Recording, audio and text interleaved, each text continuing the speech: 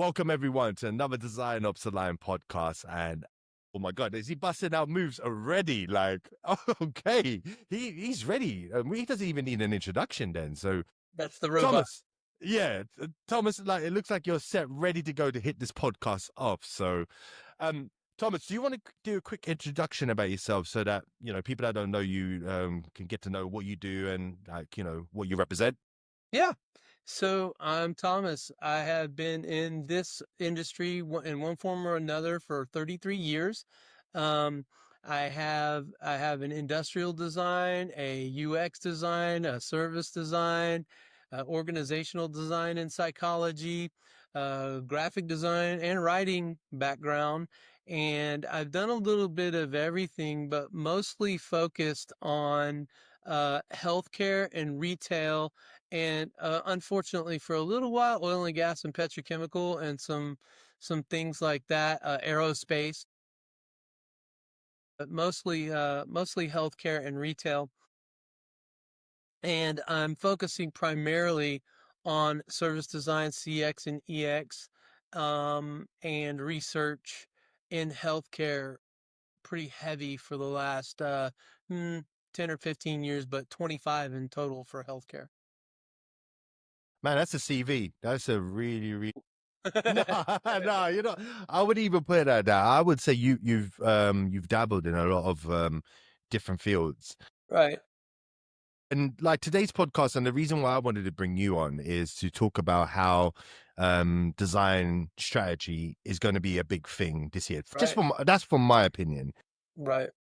Now I'll give you my 2 cents, Thomas, about this. I think the reason why I wanted to talk about design strategy in general, especially with yourself, because you're very well renowned about this and very vocal about this in LinkedIn, is the fact that I think that a lot of people are going to move away from the UI execution. Oh yeah. Yeah. And this is because a lot of AI tools like Lovable, Replit, Cursor are all coming in and doing exactly what UI designers are doing. And so I've been looking into this for the last like 3-4 months, and I've been kind of thinking, well, where is UX going to be? And my theory is, and you can quote me if I'm right or wrong as we go through this podcast, is I think UX is going to move into the more strategic element within the product backlog. Yeah, I agree. Okay. Well, this is what I want to get your 2 cents on. And I've had people on the podcast. I've had Miranda Slater, who I have on a monthly basis, come on the podcast show. But I want to get your take on it. Do you think UX is ready to move into that strategic element? Yes. And not only is it ready, I think one of the biggest mistakes that's happening right now is true seniors and like high functioning ICs. You can call them super ICs. I've heard that term. People who are really good solo individual contributors who can just helicopter into any problem and solve it. It is really kind of a bummer to see those people leaving the field. And there's a lot of them. There's a lot of really good people and people that I know and respect who are leaving the field because of all the, the BS and the drama and the stuff that's been happening the last 5 years because of this post-Zerp world that we find ourselves in. But I'm telling you exactly what you just said, and you named the top three. You named Replete, Cursor, and Lovable. But there's a bunch of those, Yeah. right? Yeah. And the thing is, I feel like if those people shouldn't leave, and the reason why they shouldn't leave is they're about to become in high demand.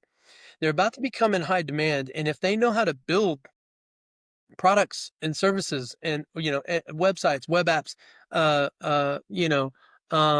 things like that, they're going to be in high demand. And if you look at, this is something else that I want you to do moving forward. If you can think of this, go watch a lot of these product-led growth people. Go watch a lot of these PMs, like people like Lenny Rashitsky, his show. Yep. Watch all of these people. They're on the fence right now because PMs know that they are on the chopping block.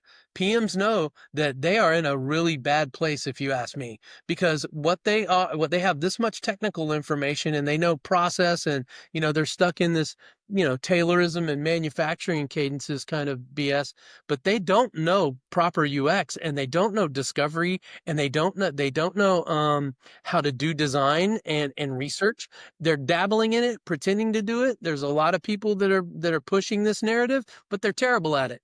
Most of them aren't very good. And he just had a post where there's like thousands of people that clicked on this post, basically indicating, "Hey, look at my new product discovery process," and we were all laughing. 100 something people clicked on my comment. My comment was like, "Hey, that's really fascinating. I've been doing that process for 20 something years. How long have you been doing it?"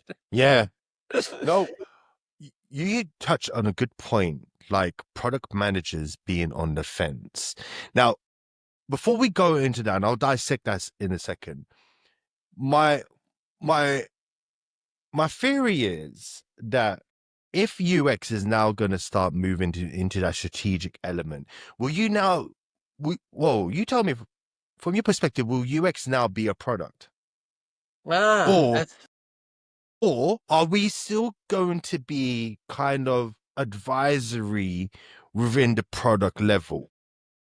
You see, there's a big debate about what you're talking about, and what I find kind of fascinating about this is we went from discussing UX and service design and things like this as strategic roles, but as kind of thought work. You know what I mean? This is like knowledge work, and it went from that to them pulling away from that kind of definition and only subscribing to the other half, which is the production output, the micro design, and the continuous improvement, like doing incrementalism within a website or an app and things like this.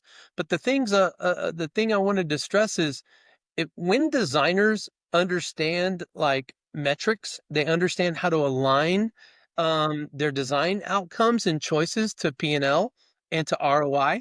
When they know how to do that, and they know how to, and they're really good at cross-functional collaboration, because communication is key there for collaboration, right? When they're good communicators, and they understand how to leverage different types of data-driven insights, and they understand like when and where to apply like key metrics and things like KPIs and OKRs, and they have kind of some of that CX background, that customer experience. Those are the most dangerous people, if you ask me, and those people should not leave. Absolutely. They should Uh, not leave the business. yeah. And one of my friends, like Debbie Levitt, she's a prime example. She should not leave the business. I can't convince her to stay because Yeah. she's fed up, She's man. hard. She's hard. She's I fed mean, up. we had her on the show, and she's now wrote this book about life after Right. tech, Life after tech. and she's now saying that, is there even a spot for us anymore? And I've spoken to Debbie. You know, Debbie's very vocal about this sort of stuff, and also she does. Her, Nick Fine, Darren Hood, they all mention about the ageism aspect, and Right. that's another topic I think we can Right. bring up later. And I And think I'm the same age as all of them. you're in that era. You're in that type of era of Gen the X. yeah. I wouldn't. I would put it down that Nick, be Darren. These are all the vocal people that we all saw. Well, I all saw when I was coming into the field, and you know, UX was being vocal, and it was the good times when there was money in the Right. design Y- field. Yeah, this was Zerp, and we can talk about that in a second. And we're going to segue into Zerp in a second, and we're going to segue into what happened there. Mm-hmm. Um, but I think post Zerp, all of these layoffs, all of this riff, all of the stuff that has happened to the research and design community, Mm-hmm. this is where I diverge from those three people that you just mentioned to, and I respect them, right? I respect I respect their points of view, and in a lot of ways, I am aligned with all three of them in a lot of stuff. Here's where you're going to hear something very different from me, which is, I think that this upset, this complete shakeup, it needed to happen. And it needed to happen, and we needed to separate the wheat from the chaff. And because um, in that ZERP era, when they were just handing out money, um, with no consequence, a lot of people entered the field. Um, a lot of PMs and a lot of the business, a lot of the technical side said, all we need is one third of that three-legged stool. or that Teresa Torres calls it the product trio. Um, Oh yeah, and yeah. that's all you need is you need one third of that product trio, and they act like it's three equal stool legs, right? But it isn't. It's the Mm-hmm. PM at the top, the developer Yes. second, and the designer is the third at the bottom. Yes. That's what they're really saying. Yeah. And the thing is when that happened, and they said that there's this high demand for production labor, for UI production monkeys. They just want, Figma jockeys. Then all of these boot camps rose up to meet that Yep. need, and they Yep. started lying to people and saying, hey, if you come, spend $30,000 with us, in 3 months, or $60,000 in 6 months, or whatever it is, depends on what you're talking about, General Assembly or Flatiron. There's a bunch of these, right? um, and they made these promises that, hey, you're going to get out of here and you're going to go work in the glamorous world of UX Mm-hmm. design. And a lot of people came in for the wrong reasons. There's a lot of, people make, don't like it when I say this, but you know what I mean? It's just true. People were doing something else. They weren't Yep. designing something else and then came into UX design. And that's bad as far as Yep. I'm concerned. You don't just dry enter an industry. You know what I mean? Just like without knowing where you're going. And this idea that you're going to come in here and you're going to kick ass and take names with 3 months of education and you were a barista before that, and you're going to make $150,000 a year. It's just 100% bullshit. And Wow. the thing is tens of thousands of people bit off on that, and they drank that Kool-Aid, and now they're all going, oh my God, I can't find work and nobody likes my portfolio. I'm showing, design thinking and double diamonds in my portfolio, and they're making fun of me. And I've looked at hundreds of portfolios last year. I offered because I want to do the design community a solid, and it's not Yep. about money for me, man. I love this game. I love Yep. the principles of what we do and why we do it. And I love humans and I want to solve problems for them. So I reached out, and I've had this post saying, I would review portfolios and I would give people feedback. And I swear to God, Nazi, you're gonna laugh, but I mean, I saw so many really, really bad portfolios, Mm-hmm. and you're just wondering, like, oh my God, who told you to do this, and why are you learning? Where are you learning to do this? And the other thing that's kind of where I diverge from people like Dr. Nick, and specifically Darren Hood the most, is everybody needs to have a portfolio. Mm. Everyone should have a portfolio. I don't care if you're a researcher. I don't care if you're an interaction designer. I don't care if you're a service designer. I don't care if you're an animator. I don't care what you do. You need to have a portfolio. Everything that we experience and engage with online, we go research first. Those are all portfolios, right? Yep. And so that's where I kind of diverge from from those folks. But people that are really there's a lot of companies right now that are leveraging design for growth, and they're doing an excellent job. It isn't just Airbnb and IBM and Intuit, Mm-hmm. and so I mean there's a bunch of them. Linear is a great new startup that's doing this stuff. But there's a lot of people that really care and are passionate about quality, and they're making sure that design resides topmost in their Mm-hmm. organizations. It's in their C-suite. Okay. And to me, that's one of the biggest problems right there is we have all of these leaders that are mostly MBAs or accountants or they're legalists. And, when we saw that ZERP era during those years, you know, um, we saw money being handed out left and right from the years of like 2008 to 2017. That Mm-hmm. was post the global financial crisis. That's when they were just handing out money, and the Fed implemented ZERP for those two periods. And the second period was at the beginning of COVID, 2020 to 2022. Yep. And people are saying, oh, there was all this hiring and stuff going on in these years. And I'm like, I'm telling you why. It's because our government was trying to stimulate growth after nearly collapsing the entire global economy. And so when they did that, you all of a sudden you had that entire era just fueled an explosion of venture capital investments.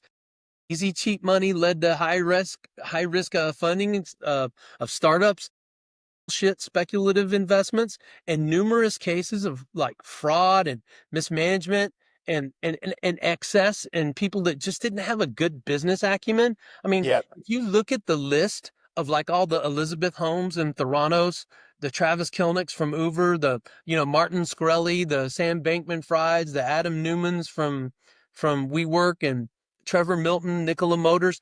There's billions and billions, trillions of dollars that were just thrown out the window, given to people who were just straight up frauds. They were just frauds, hacks, and terrible business people. And what I think is really fascinating is that what they just did, because they pulled back on this now, right? Venture capitalists aren't just throwing money around anymore. They're tightening up. And because of this post-pandemic, like from 2022 till right now, you've seen all of these layoffs. This is where those layoffs, this is why they're Yeah. happening. This is why they Yeah. happen. And so the only Absolutely. people that are staying in the game are the cream of the crop. They're Yeah. people with top-notch portfolios, people who are badass, people who have a breadth of experience and know what they're doing. Okay. Yeah. I don't have any trouble finding work. I'm not bragging about that to be mean or disrespectful to the people who are struggling, but I don't have any problem. Like, I get stuff in my inbox and people reach out to me every other day on LinkedIn Yeah. and others, and I refer work out. But one of the things I want to draw a parallel, a straight line between these two things, and I want to get your take on this. Yeah. Naming all of those disgraced tech moguls and all their scandals, and a lot of those people went to jail. You know what I mean? A lot of stuff happened. What we basically just saw is a bunch of linear, adaptive technicals who use who basically use Newtonian physics. They think everything is, they're like applied mathematical adapters. They just realized that this spraying and praying stuff doesn't work, and that Yes. you can't just throw out a bunch of money at people and expect that, oh, okay, it's the law of averages. If we give, 1,000 people, $10 million, at least two of them will come back with a decent idea. This is exactly the type of mentality that they're using in product design. They're Yeah. using this idea of, we don't know what's good. We don't have those feedback loops built into our brains because we weren't creatives as children. We weren't Yeah. innovators as children. We were always adapters, applied mathematicians, people who see themselves as logicians. And so because we don't know what does or doesn't work until we see it on the page or on the screen, until someone tells us what does or doesn't work, we're going to apply experiments. We're bringing science into the mix. And then we're going to have all of this science in business, and it's bullshit. It's all a bunch of bullshit. If you look at the stuff that the strategizer guys and all these technicals are doing, they're acting like they're doing scientific experiments. It's all garbage. And it's the exact same thinking from that Zerp stuff. It's like, we don't know what works. We don't know what jives. So we're just going to swing for the fence and throw a lot of stuff at the wall and see what sticks. What? Okay, Thomas, there's so much there's so much for me to just dissect from that Yeah. one question. Yeah. Now I'm gonna backtrack on. I'm gonna dissect quite a lot what you just mentioned. Do you think the reason why so many people can't find jobs that have come through those boot camps during those times where boot camps were so good? Do you think the reason why they can't find jobs is because they weren't taught how to take business context into their designs? That's a huge part of it. It's a huge part of it. And it's also, they're just not very good. They don't have fundamentals. I'm not going to mix Fundamentals. They don't know the That's fundamentals. I'm watching people that post online. I've come up with a term called junior seniors or senior Mhm. juniors. And what I mean by that is, there's a bunch of influencers. There's people online right now who have 50,000, 100,000 followers, and they brag about having 10 or 15 years of experience, but their experience is bullshit experience. They have, 2 or 3 startups that they did that were basically nothing startups. yeah. And they aren't people who came into this business with a passion for solving problems and a passion for solving problems for humans. They're people who saw the tattoos and the colorful stickies and the big salaries, and they were allured by a lot of different things, but they weren't allured by the thing that motivated me, which is, I have a certain type of brain. That brain likes to solve problems. It likes to be immersed in understanding things and seeing patterns. And I'm not really good at some other things, but I'm really good at that. And the people who have worked with me know that. And that's why I have really good feedback online. It's why I get awards and I'm written about in books. It's not because I'm just some kind of genius or, I have a 190 IQ. It's because I give a shit. And there's a whole lot of people that don't care. They just don't care to understand this stuff, and they don't care to learn the fundamentals. I read for 3 hours a day. That's not a joke. I read and write for 3 hours in the mornings before I start work. That's how I start my day. Is I take classes from people that I respect. I take classes from people I don't even like because I think they have information that I need. And I just don't think that people understand that now more than ever, I did you need to stay on top of your learning game. You need to be Yeah. constantly learning new things, constantly trying out those apps like you just mentioned. You need to understand AI. You need to understand what it's good for and what it's not good for. When I Mm-hmm. see these people posting online and saying, my LLM can't count how many eggs are in the basket and they don't know how many fingers go on a human hand and it doesn't know how many R's are in strawberry. When I see these kinds of posts, I'm just like, who is that your job? Yeah. Is Yeah. that what you do in a role? What are you doing? You're trying to stump a large language model, and the whole concept of a large language model is it aggregates information. It doesn't. It's not a brain. It's not a Yeah. human. Like there's different types of AI and ML, and I wrote a really cool article about it, and it just seems like people just don't understand the different types of AI and ML. But kind of going back to Well, wait, wait, you know, wait, wait, Thomas. I wanna still delve into that topic you just mentioned. okay, Do you think that basically it's because me and you are near enough in the same generation. We're not that far apart in our right, ages. Do you right, think it's because now we're becoming more lazier in our learning? We're not reading as much. We're not studying as much. And right, the right. generation that we were in was There's that you had to study a lot of right, the fundamentals. You had to study like the basic things of, you know, impact mapping, information architecture, right. user heuristics. And those things are being missed out because everyone is just looking at, hey, I'm going to make fancy UI and animations and Right. etc. etc. Do you think that's what's happening now with the generation? There's so much to unpack there. And a lot of people just aren't comfortable with intrinsic motivation, being motivated from inside.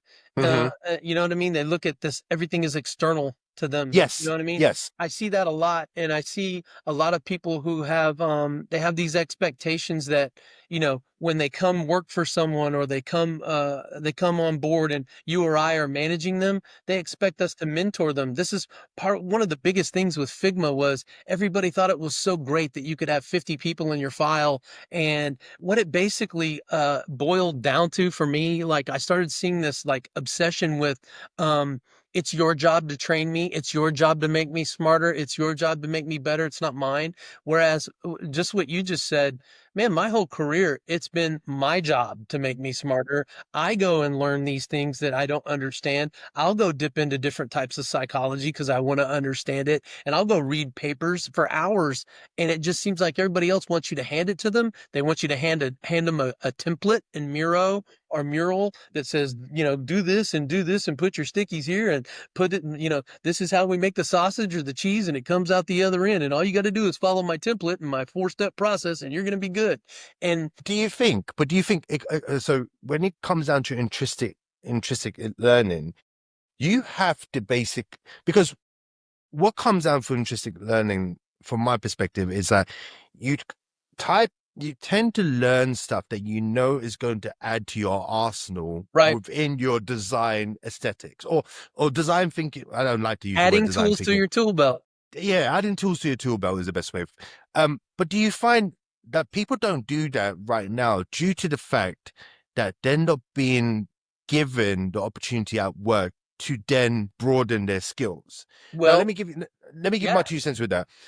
They're only being utilized to execute UI.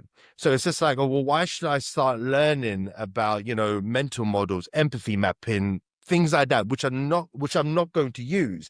And what's happened is those key core fundamental skills are not being used. Like right. I'll give you my 2 cents. The last time I have ever seen a customer journey map, and I'm talking a proper customer journey map done by a UX designer. It's been a long time since I've seen that. Now, what's your take on that? I see lots of different types of maps and I see people getting empathy maps and customer journeys mixed up.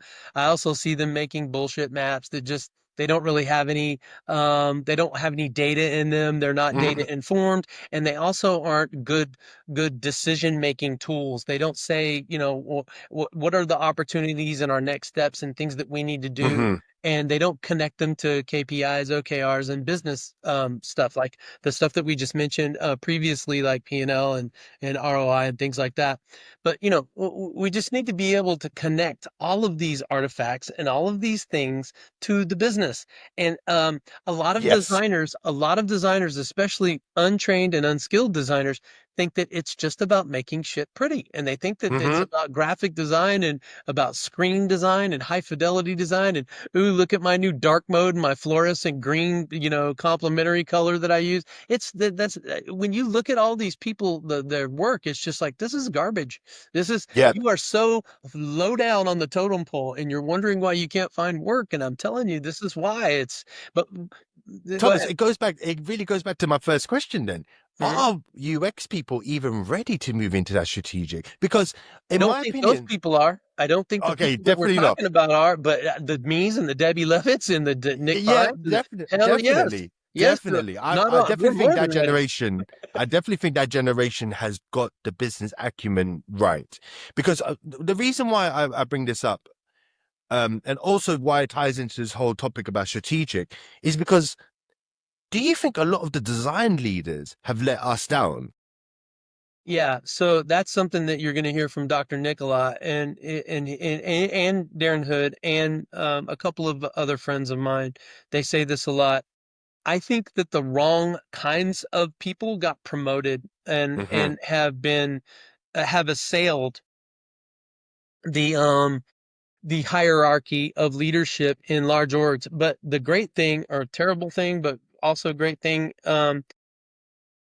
is that they've been removed in the last 3 or 4 years. A lot of those VPs and C-suite, they've been let go.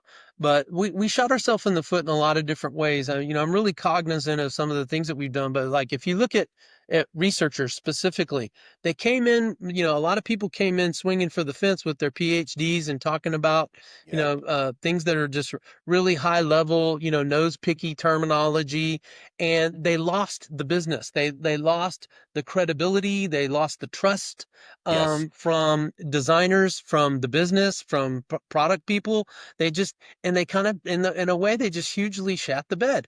And the thing is designers did the same thing. When we Hmm. hired these design leaders and they have fancy glasses and colorful shirts, and they're the ones that come into the room and they look like a peacock or a clown, and everybody else is just kind of like waiting for them to say something brilliant, and they just start, they go on and on about empathy and human centered Yeah. this and human centered that and circular design, and these are my ethics and these are our principles. People start to get really, they yawn, they get tired Yeah. really fast, and they're like, come on, man. Like, let's just have a real conversation without all the hype, without all of the jargon, without all of Exactly. the goofy That's shit that comes along with design leadership. And those yeah. people just got eradicated. They got decimated. They're gone. Enjoying the content? Don't forget to subscribe to our YouTube channel and follow us on LinkedIn, TikTok, and Instagram for more updates. Your support helps us bring you even more great content. Now let's get back to our podcast. It comes down exactly. It still comes down to that first It's question. pretentious. Yeah, yeah. It's potential, but it's like, are we ready to move into that strategic element? Because you do. When I ever okay, let me take it 2 steps back. When I moved into that top table role, I never spoke UX. I never ever used any UX terminology. I used the business language. I don't either. It's funny Yeah, that you're saying that. you, When in Rome, one of the most powerful things that have ever been written in any religious book was in the Bible. When in Rome, well, do as the Romans do. exactly. So if you're This is talking to what. PMs, if you're talking to salespeople, if you're talking to the marketing people, stop trying to flex. Stop trying to Yeah, stick your chest out. You know what I mean? exactly. Speak their Speak the language and speak speak. plainly. Yeah, speak the business language. No, I think this is the whole thing about Design Ops Align. I'm going to do some product placement.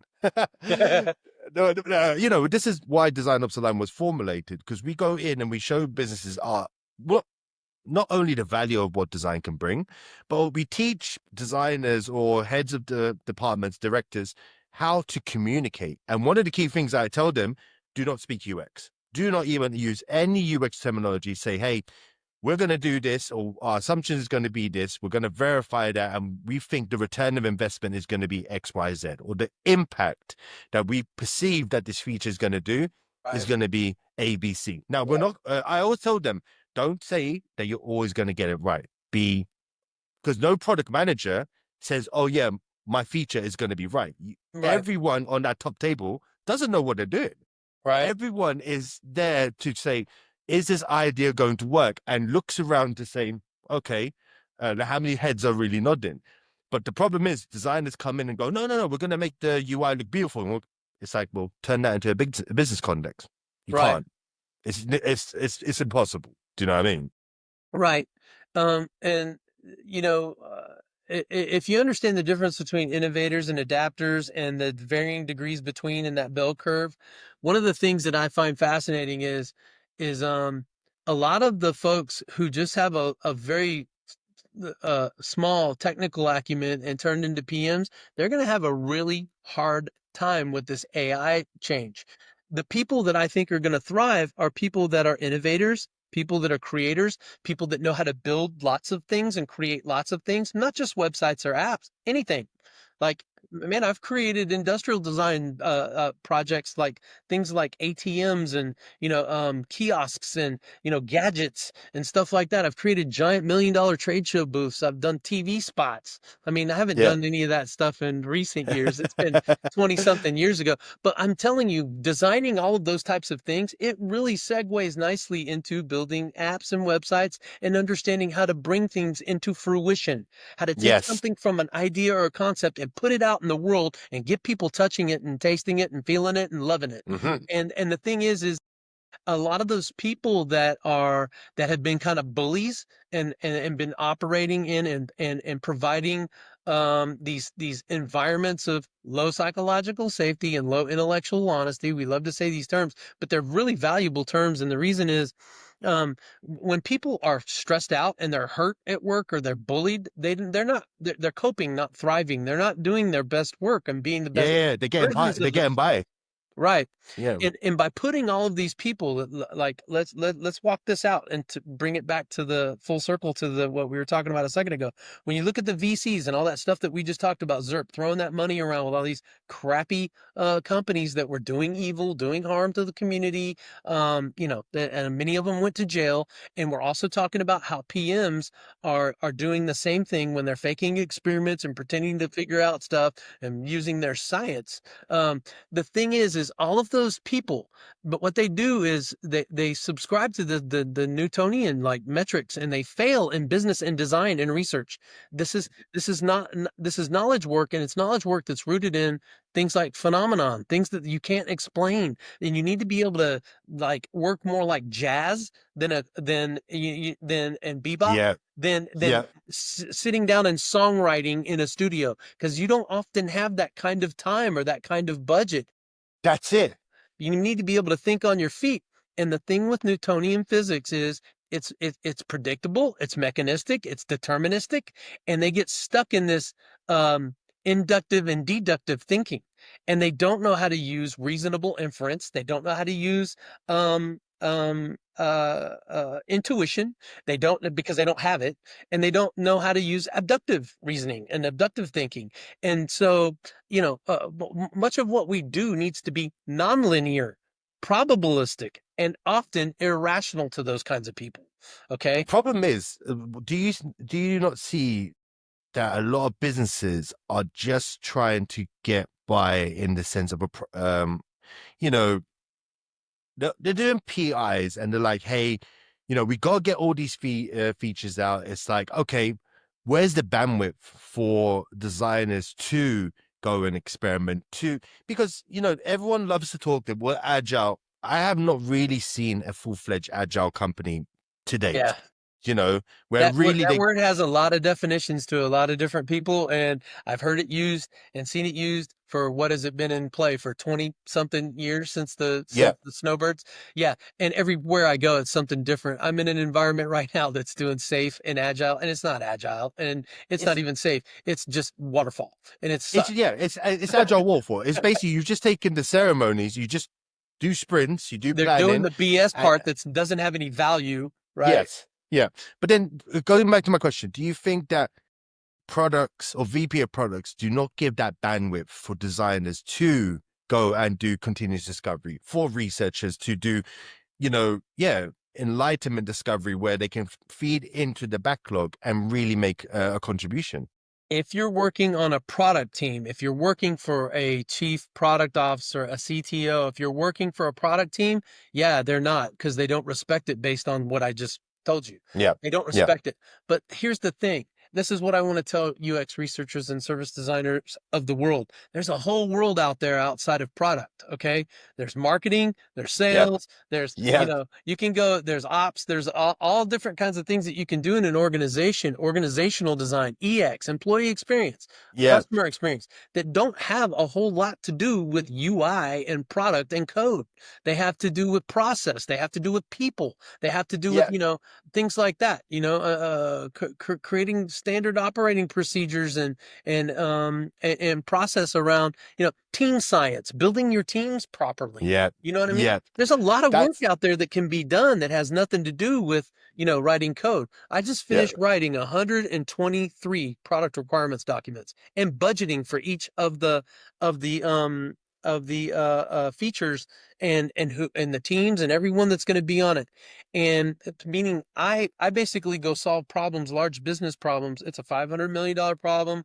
Yeah. I've done a $1 billion problem. I've done really large business problems. Okay. And then I inform product leaders what to go build. I don't want to work on product teams for all of the things that you're talking about. I don't want Yeah. to deal with that kind of stuff. Oh, you hit the nail on the head, because I've moved into design operations, Right. utilizing design knowledge to build great teams. Right. Like, you test out ideas, you verify with your team members, and I brought that design methodology into optimizing teams and building processes to get teams as seen as value within the business. That's what Design Ops Line Right. really came about. And I'm glad you mentioned that, because everyone thinks that this design field is just the UI front. We could be utilized in many, many parts of the business. And that comes Right. down to the question, and I've had people answer this before, I want to get your take on it. Do you think we're being underutilized in businesses, and businesses don't really know what we can do? Do I think that we're being underutilized? Yes. Yeah. I definitely think Well, that we're being underutilized. But I do think that if UXers want to stay afloat, if they want to stay working in orgs, they need to move around just based yeah. on what we're just saying. And they Yeah. need to get more service design chops. They need to get Hmm. more design ops chops. They need to know operationally. But one of the things that you mentioned earlier that I kind of want to touch on is you need to know how to communicate. And a lot of designers don't like to communicate. They kind of Yeah. want to go, they want to go sit in their cave and they want to make things that they think are beautiful and then bring them out and, get excellent feedback, and they want the awards to rain and the pats on the back to come. And Hmm. that's not how this stuff works. Okay. No. I don't know No. where that delusion started setting in, but it's been in the last 10 years. Um, Yep. but if you want to stay in the game and you want to provide value, please go learn more service design, go learn more Hmm. organizational design, and go learn more design ops. If you learn those types of things, and this is probably the most important thing I'll say about staying afloat and providing value in an organization, you need to learn how power works, how power forms, how it moves around. You also need to understand stakeholder management and power Yes. mapping. You need to Yep. understand who holds the power. And the reason is you may think that your VP or your someone in your C-suite holds the power, but it might not be them. It Yes. might be the person that works for them who's only making, $100,000 a year, but they have all the information and they're running things and they have their boss's ear. So you need to Yep. be friends with that person. You need to Yes. find out you Exactly. need to find out how to get things done within an organization. Where are their incentives? Who's getting paid and why, how are they getting paid and why? You know what I Yeah. mean? Because people have different types of incentives and you need to know what those are. And Yeah. designers aren't really into any of that kind of stuff. And No, that's it. This is like one of the first things we do when we work with companies is that we build internal stakeholder personas, right. and we base it. And I'll pull this book. Hey, I wrote about it in Jeremy's book. If you get Jeremy's Beyond UX book, my whole little, it's not a chapter, it's a couple of pages. If you go read Jeremy's book and you look at his chapter, that is what I'm writing about this You know subject what? in that book. Me and Jeremy spoke about the exactly same thing, and he loved the fact he actually loved the fact that we make stakeholders like personas, and we base it off this Surrounded by Idiots by Thomas Erickson. And what we do, we build these stakeholder personas on using this methodology given by Thomas, and it gives you a way of how to communicate with them. That's the first thing. What are the ways you should communicate with I them? do this too. And then the second thing is, as you just mentioned, who holds the power? It's really, really like deceiving because most designers don't know who holds the power. They Right. think, and it comes down to even design leaders. I've spoken to many design leaders, and they're like, "Hey, I'm trying to get design more involved earlier, brought in earlier, and I've tried my best with product managers." And I'm like, "Well, then You're talking to the wrong person. you're talking to the wrong person. Can't you not see that? It's like the statement by Einstein. It's like expecting a different result but doing the same thing again. It doesn't make sense. You know what I mean? I think he says it in a better way, like, insanity is when you keep doing the same thing and expecting different results. And so I say to them, like, well, then you're targeting the wrong person. Right. You should be targeting the VPs, the CPOs, because those are the ones that, are holding the power. But I tell them, and there's a caveat to them, if you're going to influence these people, again, do not speak about UX. Right. Speak about what design them can and bring. what they care about. Yeah. Right. And what they care about is money, return Right. of investment. Return of investment. Just all you have to do is translate your designs or your design team or your design methodology into money or return of investment, business context. Yeah. And that is pretty much it. If you It's want so to, simple. if you want to build goodwill in an organization and you're not sure what's going on, like let's just say you just started a project and you're in your first 3 months. If you figure out who matters and who's who is who's holding the keys and who's writing the checks, if you figure that out and you figure out that they have certain huge problems because they have big rocks that they're trying to break down into little rocks too. Yeah. They have lots of different things that they're doing. Find out something that they're doing that you have insight on or that you know about that you're good at. Okay. Yes. And take that shit off their plate. Take it off their plate. Just say, hey, I noticed that you have this and I heard this in the meeting and I saw this in a deck that you were floating around that, that we have a gap or we have a pain point and it's X. Well, Yeah. I've done that work at 3 different places and let me tell you how we can solve that and crack that nut. Would you like me to take that on and go knock that out and bring it back to you? Because if you do that, oh my God, you're gold. You just made a you are BFF. gold. You just made a BFF for life.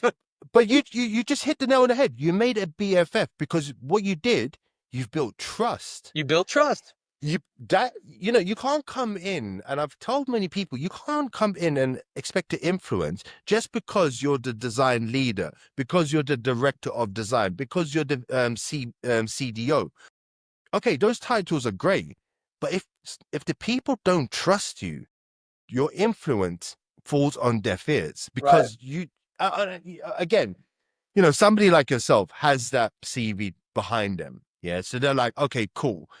That first bit is always going to sell. It's like that person's very skilled. We respect that person because of their knowledge. But respect and trust is completely different. Right. Respect is like, I know you, you know your stuff, but do I trust you? Like, it's like that Navy SEAL kind of thing. Right. Would I leave my wife with my, my team member, right? And if I can leave my wife and my team member as a Navy person, that means I trust that person, right? And if you get that trust, you will then. And I personally have experienced myself. That's Simon Sinek. You're quoting Simon Sinek. Is it Simon Sinek who said that? Yeah, yeah. So if you if you build that trust, I guarantee everything falls into place where you can influence. Yeah. But you have to have that sincerity. You have to have that competence. You Yes. you can't be disingenuous, and there's a lot of people in large organizations who think that they can get by being mean or being bullies Hmm. and by being disingenuous and having ulterior motives to some of the things that they do. Hmm. That always ends up failing or biting you on the ass. Some people get to assail, the hierarchy and get promotions because they're mean or evil or bullies, but it's not as common as people say it is on LinkedIn. Usually when people are not friendly and not kind and difficult to work with, they usually are on their way out. They're usually are on their way Definitely. out. Definitely. They get removed after a while, because Absolutely. people don't want to work around dicks. They don't want to work around jerks. Yeah. We want to get things done, and we want to have a spirit of harmony and unity when we do these things. Especially if you work in stuff like healthcare, man. Like Yeah. it's not cool to be a jerk in healthcare. No, no, 100%. But then would you say it's disingenuous if a design leader, and I'm talking real leaders think about the team? Now, do you think it's disingenuous that a leader tries their best to do the best for their team to get them positioned in the right way? Do you think that's in a disingenuous thought? No, no, no, no, no. In fact, as a design leader, I'm right now, I'm not a director and I don't have direct reports, but I have in the past. And one of the things I did is I was a buffer for things that were negative or things that were happening shadow orgs or above me that I didn't want my designers dealing with. I was, not only that, I provided air cover. So if somebody was messing with them or dumping on them, I would go to them privately and say, "Hey man, don't treat my people like that." You know what I mean? Yes, And absolutely. people respect it when you do things like that. If you go around me and you try to get one of my star players to do something, that they're not supposed to be doing because they're working on something else that's more important for, something else, and you're trying to get them because you're in a jam because you're behind and you didn't prepare. That kind of stuff happens in organizations all the time, and Crazily. I did all of that. Yeah, no, and I think design leaders are there. You're there to take the hits. You Right. are there to That's your cover job. the team. That's your Right. job. You're not there to look at Figma. You're not there to make Right. things. You're there to basically eat last, as Simon Sinek Yep. mentioned. You're Yep. there to basically take the hits, and when there's glory, you put the team in the front. It's the team that did it, and Yep, when it's something that breaks, it's your fault. it's your fault. Basically, your name should not even be mentioned if there's anything great. Your name should only be mentioned if the shit hits the fan, you know? And it also comes down to what you just mentioned. Like when people come round, yourself to try and get team members that you manage, it shows a disrespect, Right. it shows a real disrespect. And I think and I just had Miranda Slater on the show talk about this, about building boundaries Right. as a design leader. Right. And again, this whole topic about being strategic. What do you think is the best way for people to build boundaries in those type of organizations? Right. So I think that do you mean a design leader or do you mean designers that are like ICs? Let's take the design leader route. Yeah. How do you set boundaries? Well, I think I think if you remain open to collaboration and you let people know, hey, I'm here to collaborate, and there's nothing too strange or too difficult that we can't talk about and iron out and figure out what the creative solution is. I would reduce boundaries because boundaries equate to silos to me. But Okay. I would say negative boundaries like, hey, if you're going to communicate to people that report to me, I would like it if you CC'd me on those kind of Yeah. communications, and I would like to know what's going on because I have them working on things that are important and that have been prioritized and put on a roadmap by me or C-suite or whatever, and there are people way above both of us who are expecting these things to get done. And Yeah. so, you know what I mean? If you come around and you start pushing people around and doing certain things, hey, I have to step in and I have to take the reins back See, and I love the way you communicated that. It's a very neutral communication you have because to be neutral. I'll be honest with you. When it happened to me, and this was in my early days of management, when I was still learning how to lead a team, I think passion got into it. I've been there. Yeah, you stepped on my toes, and you went around me and you showed that disrespect. And it, I was young. I was only like what, 27 when I got the chance to manage teams or lead teams. Okay, I would say manage because I was still young and trying to still learn my ways. But it really hit the bone for me. Like, Right. showed that disrespect. And that's why I asked you that question. Well, designers are passionate. Designers are passionate and we're very territorial. But guess what? Everyone else is too. You know what I mean? Yeah, yeah, true, true. Designers might be a little bit more territorial, you know what I mean? But yeah, when everybody has these divisive lines and these silos and these lines of business and you don't realize, like, look, we need to create a spirit of sharing information because we're going to level up. But that brings me to a point, a specific point. One of the most powerful things that you can do in an organization is create some type of design hour or research hour where you share findings and you invite other members of from the business. Like when you start inviting people from sales, people from product, people from dev, IT, whatever, and you bring them into these like kind of a share out where you're like, Yeah, popcorn sessions. We used to yeah, call them there popcorn you go. sessions. And you're Yeah, like, hey, this is stuff that we've been hearing from our members or our users or our brokers or whatever. And this is yeah, the things that we're learning.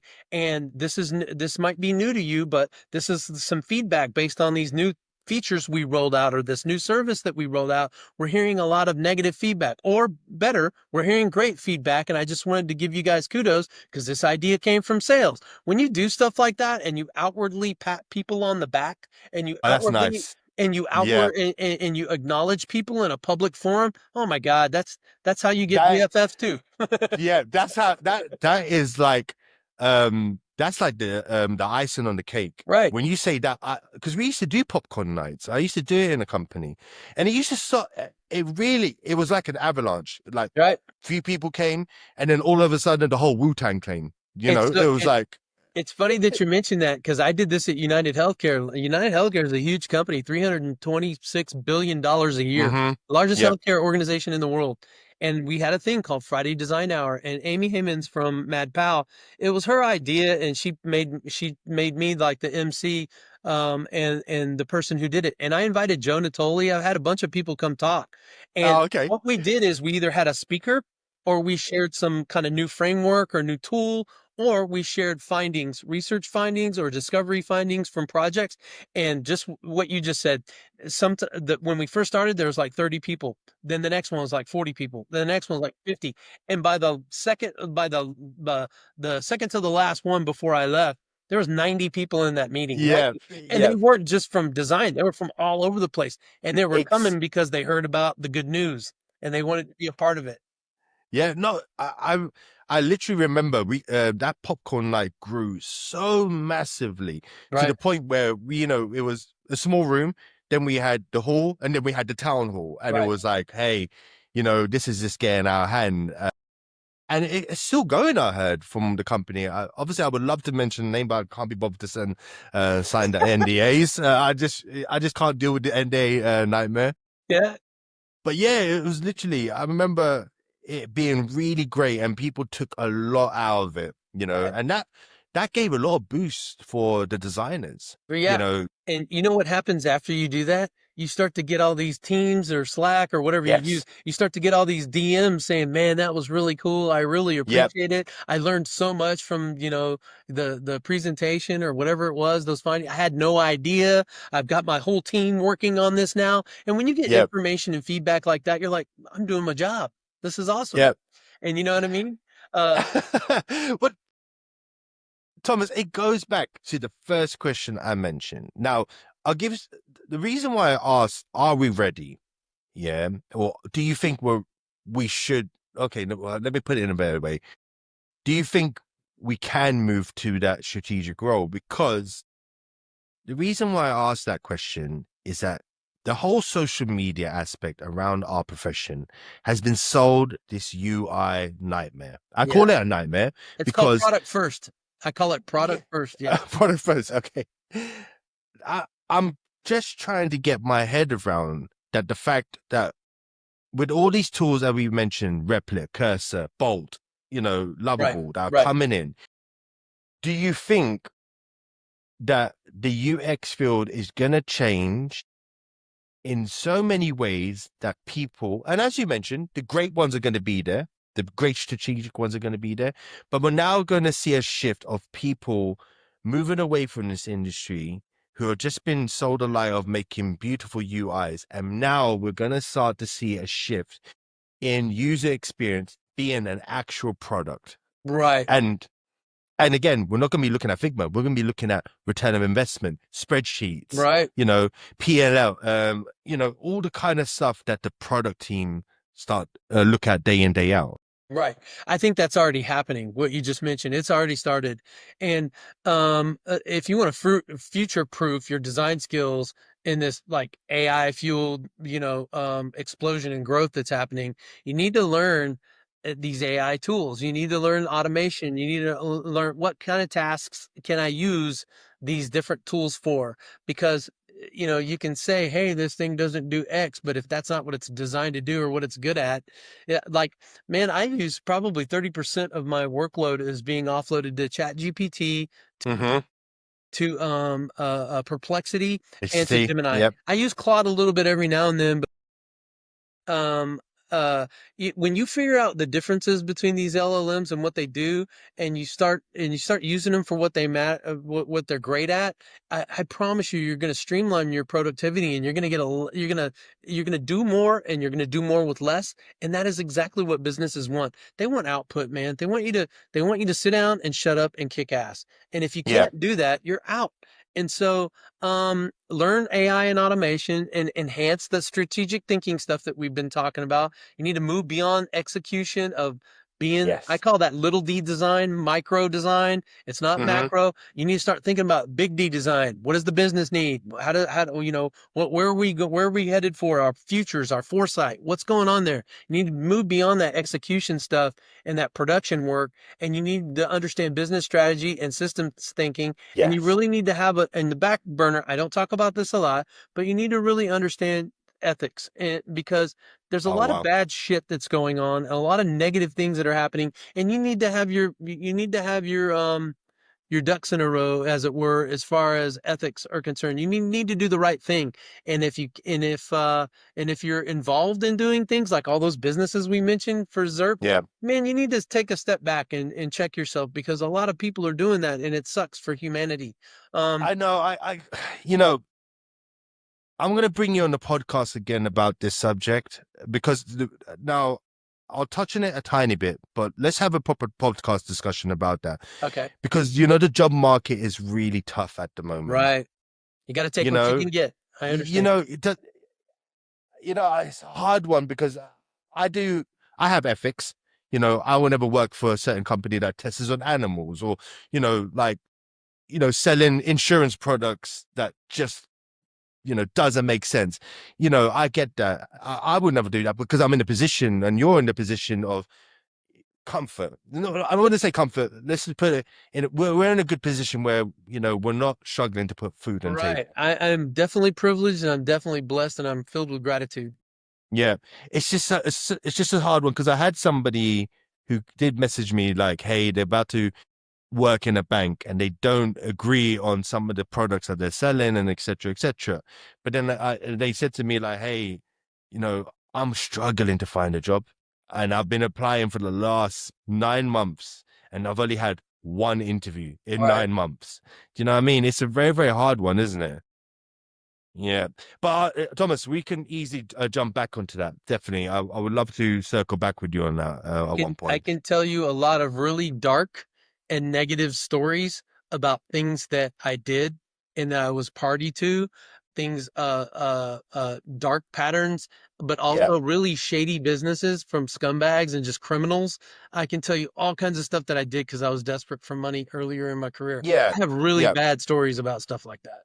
No, we'll definitely save it for another podcast, definitely, because I think it's a subject that a lot of people are going through right now with all the layoffs that are just happening. People are just trying to get whatever they can at the moment. Well, there was Um, one or two more things really quick for future proofing design, that I was wanting to share with you. And I think, one of them was, uh, uh, develop hybrid skills.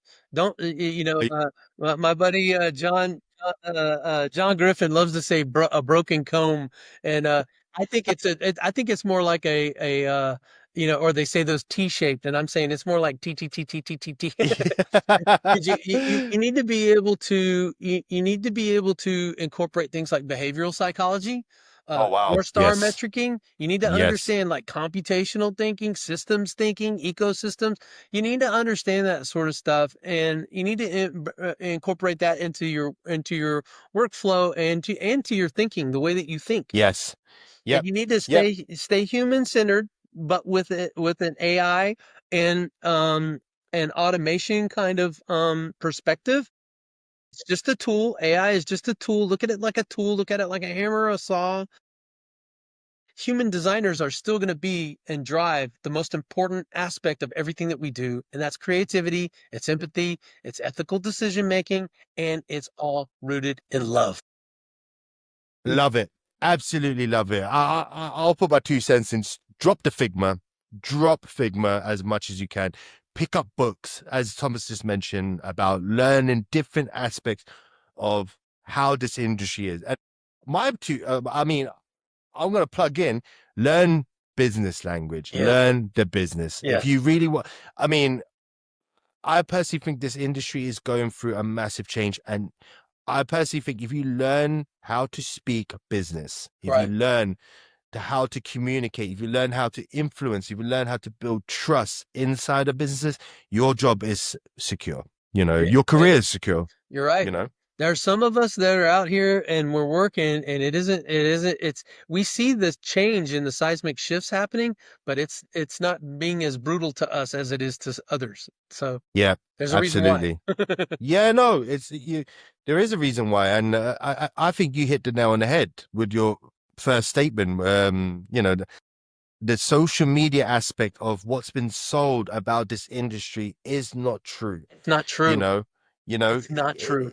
yeah, it's You're hitting this. on one of my biggest pet peeves, Nas, and that is there's a lot of well-spoken idiots in this business. Yes, There's a lot of people who have station, they have power, they have thousands and thousands of followers. They might have 100,000 followers, but a lot of them have not been in this business for 10 or 20 years. They've been writing books and doing speaking tours and selling courses and all sorts of stuff, but they don't do this work. And I really, I know this pisses everyone off and they think I'm a mean troll and an asshole no, for saying this, but this is the biggest truth. You need to be careful about who you follow because you emulate your leaders. And you need to be yes, careful about who you listen to because there's a lot of people out there selling a bunch of garbage and they're lying. They're lying to make money. They're lying to sell courses. They're lying to stay in the game. They're lying they'll attach themselves to other people that are doing things. And I see yeah, this stuff all the time. And it's very pervasive. Just be mindful that not everybody is exactly what they say they are and who they say they are. And there's a yeah, lot of people who haven't been in this business for well over 10 or 15 years. And look at all of the changes that have just happened in the last five, man. yeah, exactly. You mentioned something, and you even mentioned his name, Joe. Joe is amazing in really understanding corporate speak. And Yeah. he's a great example of, you follow him, and the people who I've told to follow him have emulated what he's been teaching, how to change your designs into business context. And really, it's as you mentioned, like, yeah, be careful who you follow. Yeah. I like It's Joe, man. I would consider Joe to be a friend of mine online. But yeah, yeah, he's one of the good ones that's teaching good he is, things, you know what I mean? And yeah. he's not in that group of what I was just talking about. Yeah, no, I had Joe on the show because he'd done the rewrite of User Experience of One. I actually got the copy at I'm in that last. book. Are you in that? A bunch of my Oh, okay. artifacts are in that book. Nice, Yeah. nice. Then it's as you mentioned, you're in that generation who know a lot. As mentioned, those different names that we mentioned in the beginning, and I think you do write a lot on LinkedIn. I would love anyone that's listening to this podcast who hasn't connected with Thomas to go and follow him. See the stuff he writes. He does write very, very great stuff, I have to admit. And I'm not just saying that because you're on my podcast. I mean, we connected on one On an one article, I remember. one article. Yeah, it was brilliant, absolutely brilliant. And it's stuff that he mentions in LinkedIn or in his posts or in his articles. They will resonate with you, and it will teach you a lot of stuff that you don't see a lot of the social media people push out. So, hey, Thomas, man, it has been a brilliant podcast. I could speak to you again.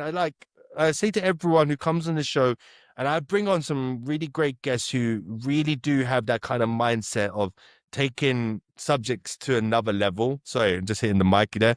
But you take the initial subject that we initially spoke about and you really do expand it more than what I initially thought. So Thanks. I had fun. It was great. I would definitely bring you back on the show again. So everyone, look forward to another episode with Thomas. And yeah, we're going to keep the good fight going. So Appreciate it. that's right.